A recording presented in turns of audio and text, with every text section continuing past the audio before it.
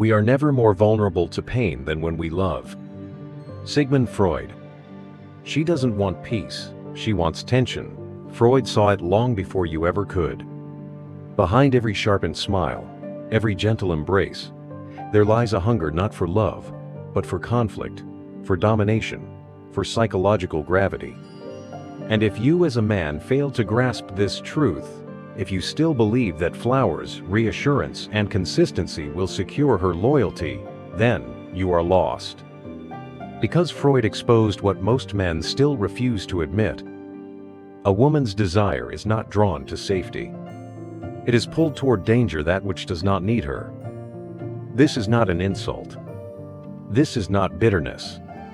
This is anatomy, this is psychology, carved deep into bone and blood. Sigmund Freud, the father of psychoanalysis, who dared to uncover the unconscious mind, devoted his life to a singular question. What does a woman want? And after decades of listening to wives, to lovers, to daughters, to seductresses, he gave the most terrifying answer. Even she does not fully know. But her body knows, her instincts know. Freud believed that human desire, especially in women, is not logical, not moral, not socially aligned. It is primitive, adaptive, and brutally honest. He described female sexuality as a dark continent, unexplored, unknowable, and violently repressed by centuries of polite civilization. And within that repression, Freud uncovered something chilling. What a woman says she wants, and what she responds to are not the same. She says she wants a kind man, but she texts the one who vanished. She says she wants someone who listens, but obsesses over the one who made her feel invisible. She says she wants stability, yet her heart races for the man who lives on the edge of chaos. Why? Because Freud understood female desire is not about logic, it is about lack. It is about chasing what she cannot fully possess. And the man who gives her everything, openness, eagerness, emotion, he ceases to be a mystery. He becomes predictable. He becomes dull. He becomes unnecessary. Freud called this the repetition compulsion, a psychic force that draws us not toward what heals us but toward what reopens our deepest wounds. And women shaped by evolutionary pressure to test, to select, to survive, are drawn to men who stir emotional conflict. Not out of cruelty, but out of instinct. Because within that conflict, when you withhold validation, when you resist her pull, when you stand firm in your purpose, she feels the charge of uncertainty. And within that uncertainty, she feels attraction. But no one ever told you this. You were taught to be available, to be vulnerable, to pour your soul into messages, and pray she'd respect your sincerity. And then, slowly, coldly, without a word of explanation, you watched her lose interest. And you thought, there must be something wrong with me. But Freud would say, no, there is nothing wrong with you. There is something wrong with what you were taught to believe about women. He wrote that repression is the foundation of civilization, particularly sexual repression. But repression does not erase desire. It distorts it. It drives it into the deeper layers of the mind. And in women whose historical roles were tied to humility, family, and submission, that distortion created a double life. On one side, the conscious self-polite, nurturing, restrained. On the other, the unconscious, wild, untamed, drawn to exactly what society tells her to avoid. This is why the bad boy archetype never dies. Because he represents something primitive. A man who cannot be tamed. A man who refuses to beg. A man whose soul is not for sale. And you've seen this in real life. You gave her everything. And it still wasn't enough. You answered her calls, you picked her up, you posted her on your feed, you shared your fears. And still, she drifted away cold, bored, unimpressed. Why? Because she didn't want your openness. She wanted your center. She wanted the part of you untouched by her moods, unshaken by her storms. She wanted to feel your strength, not through your protection, but through your indifference. Freud once wrote, "Anatomy is destiny," a phrase so often misunderstood. He did not mean that biology determines everything. He meant that the deep structures, primal instincts, sexual drives, evolutionary pressures shape what we desire long before we ever think about it. And for women, that desire is not politically correct. It is not filtered. It is not romantic. It is raw. And the man who understands this not in his mind, but in his posture, his presence, his silence, that man becomes unforgettable. But you were raised to fear that edge, to smooth it down, to dull it in the name of emotional safety. And now you live in confusion. You wonder why she left, why she tested you, why she argued for no reason, why she provoked you, why she pulled away at the peak of intimacy. It's because she does not crave harmony. She craves the resistance that doesn't break. She craves the core of you, the part that does not waver, that can walk away without trembling. And the moment you surrender that, the moment you collapse into her emotional chaos, you become exactly what she despises. A man who can be owned. Freud did not seek to destroy love. He sought to understand it. He believed love is always laced with conflict. That desire cannot survive without tension. And this, he said, is the tragedy of the modern man. He wants to be both attractive and agreeable, both strong and pleasing, both dominant and emotionally tamed. But those are contradictions. You cannot be both the fire and the ashes. Desire demands imbalance. It thrives on tension. And the moment you give her everything, you rob her of the pursuit. She wants to surrender, but only to a man who cannot be manipulated. She wants to submit, but only to a man whose mission stands above her emotions. She wants to be possessed, but only by a man who does not need her to feel whole. And Freud, as controversial as he was, saw this with a ruthless clarity. He didn't blame women. He blamed the illusions.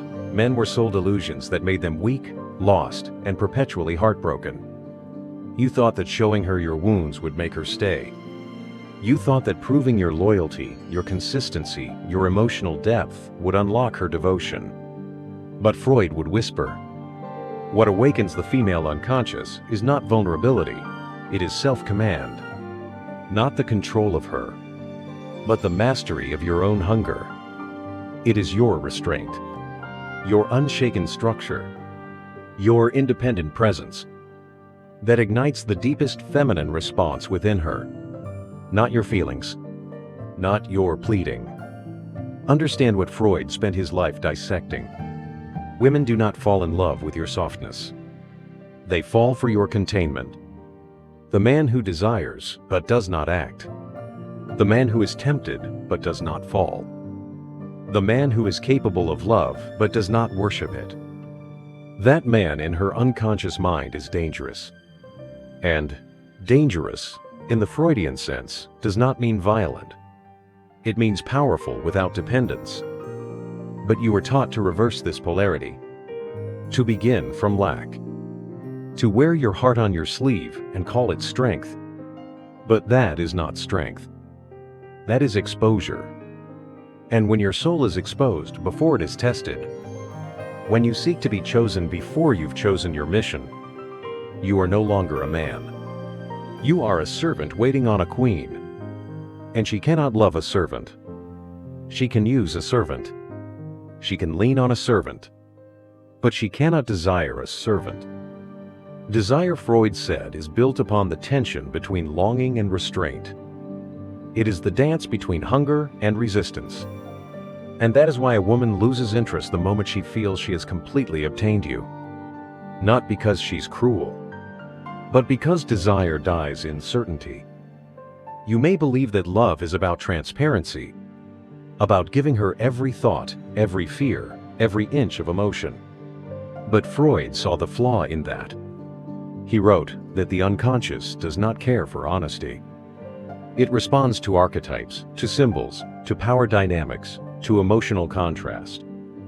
She doesn't want to see all of you. She wants to see what she cannot reach. And you, the modern man with all your therapy and good intentions, have become too accessible, too predictable, too easy to control. And in doing so, you have made yourself emotionally safe, but sexually invisible.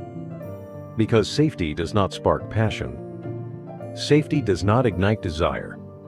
Safety does not awaken the submissive instinct. And that instinct, the instinct to surrender, is ancient. Buried in every myth, every love story, every feminine fantasy, not of the obedient man, but of the man who has conquered himself. That is why Freud placed such importance on the ego, the superego, the structures of control. Because the man who is led solely by the id instinct, lust, hunger, is not a man. He is a slave to himself. And no woman respects that. She may toy with him. She may use him. But she will never surrender to him. The man to whom she submits physically or spiritually is the one who stands above his own desire. That is the paradox. You do not win her heart by chasing her. You win it by becoming the kind of man who chases nothing but his mission. But you were sold a false idea. An idea that told you women want emotional accessibility more than psychological strength. That they prefer a man who listens over one who leads. That they want equality when in truth they crave polarity. This is why so many men today feel invisible, emasculated, confused. Because they're behaving in ways that kill attraction. Then wondering why love has gone cold. Worse yet, blaming themselves for it. They assume they're not good enough. But Freud would say, you're not living in alignment with your nature. And neither is she not, really. She feels irritated, restless, anxious. Because what she truly wants, what her nervous system craves, is a man she cannot bend. A man who lives by principle, not by emotion. A man who speaks through direction, not through apology. And when she meets a man like that, even if he's not her type, even if he defies her ideal, her body remembers what her mind has forgotten. This is a man I can trust without control. This is a man I can follow without fear. This is a man who can handle me without needing me. You don't become that man by watching more videos. You become him by rebuilding the architecture of your soul. Freud called this process sublimation. The redirection of raw impulses into higher aims. Your rage becomes ambition. Your lust becomes discipline. Your broken heart becomes legacy. And through that transformation, you become more than a man who reacts. You become a man who creates. That is the man she desires. Not just a man with a job and a morning routine, but a man who has tamed his inner chaos. A man who enters the room with nothing to prove, because his presence already speaks. And the more you chase her validation, the more she withdraws, not out of cruelty, but because feminine desire cannot survive in emotional begging. It requires reverence, and reverence only flows toward a man who does not kneel. This is the brutal truth Freud knew would be hated. Women are not drawn to your soul until they respect your spine. Love is not the beginning of male power. It is the byproduct of it. A woman's admiration must be earned through silence, through mastery, through restraint of need. And the moment you abandon your center, in order to make her feel emotionally safe, you've given up the one part of you she was ever truly drawn to. You were taught to lead with your heart. But Freud would say, a man must lead with his spine first. Because when you surrender your masculine core, in exchange for affection, you don't earn love. You earn silent contempt. And she may never say it. She may not even realize it. But it will show. In her eyes, in her voice, in the slow erosion of her admiration. Because she cannot desire a man who lacks his own gravity. She doesn't test you because she's cruel. She tests you because her unconscious is searching for the man who does not flinch. The man who can say no without anger. Who can walk away without drama. Who can love her without losing himself. Freud called this the reality principle. The ability to delay gratification in service of long-term power. And a man who cannot delay his emotional impulses, who reacts every time she pulls back, every time she cries, every time she goes cold, is not a man ready for reverence. He is a boy, searching for a mother, inside the body of a lover. And that is the cruel truth. She cannot be your mother and desire you at the same time. One thing always kills the other. The moment she feels like she has to manage your emotions, romance dies. You think she left because of something you did. But Freud would say, she left because of something you stopped being. You stopped being a force. You became a function, a man she could predict. And female desire cannot survive without mystery, without reverence, without tension. You might be a good man. You might be loyal. But if you are not grounded in self-authority, if your life doesn't move forward whether she stays or goes, then in her eyes, you are not a man. You are an accessory. Replaceable. But this isn't hopeless. In fact, it's the most liberating truth you'll ever hear. Because it means you don't need to become someone else. You only need to return to what was buried. Your purpose. Your discipline. Your silence. The kind of silence that doesn't beg to be heard. A goal that doesn't ask for permission. A blade that never apologizes for being sharp. Freud believed the path to self-realization isn't through pleasure. It's through mastery. Not mastery over the world, but over yourself. So the solution, brother, isn't to resent her for the games. The solution is to stop playing them. Stop chasing validation. And start building a life that doesn't require it. She is not your prize. She is not your purpose. She is the reflection of your inner leadership. If you lead yourself, she will follow. If you orbit her, she will walk away. Not because she's shallow, but because biology doesn't negotiate with fantasy.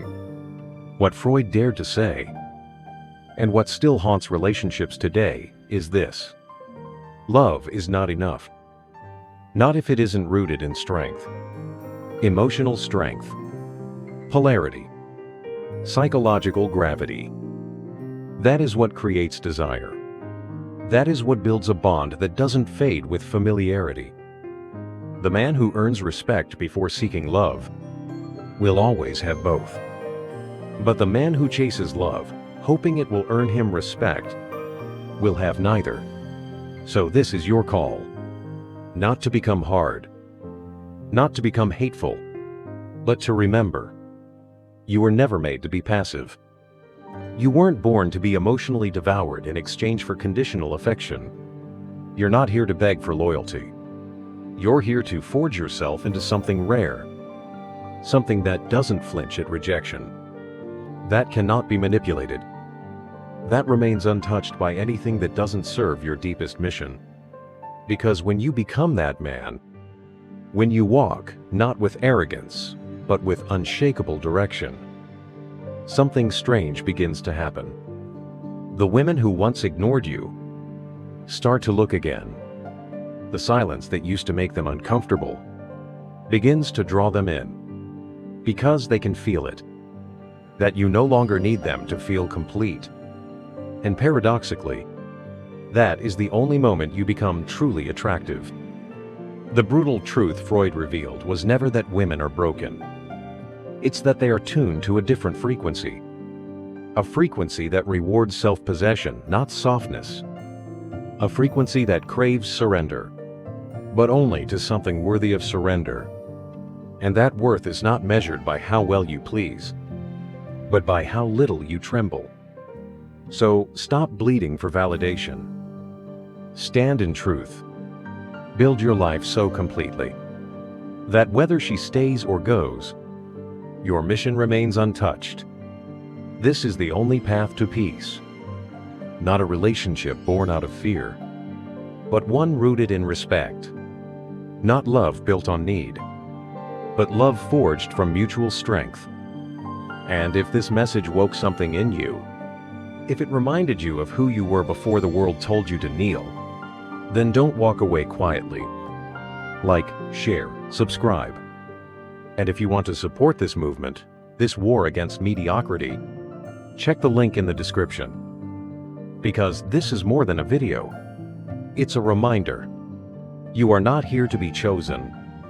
You are here to become.